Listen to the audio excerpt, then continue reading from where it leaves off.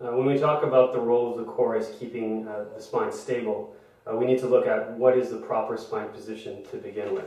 So we're going to talk about neutral spine. So looking from the side, what we're looking for is nice alignment in terms of I want the head of the humerus, the shoulders to be nice and straight. A lot of people are going to be both have the shoulder forward and also have some rounding in the upper back. So there should be a little bit of rounding, but not too much.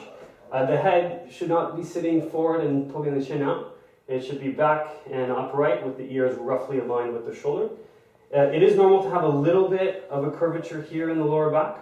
The easiest way to kind of get a reference for this is to look at the pelvis itself. So let's say I'm holding my hip bones here.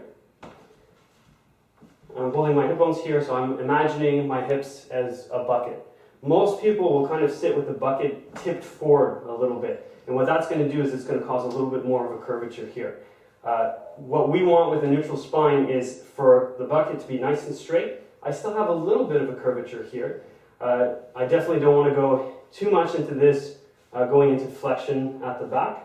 So you really want it nice and straight. This is the setup position that you're going to want with all the exercises that we're going to cover here, but all the exercises that you do in the gym as well. You always want to keep that neutral position. This is where your spine is happy, and this is where you're actually able to exert more force.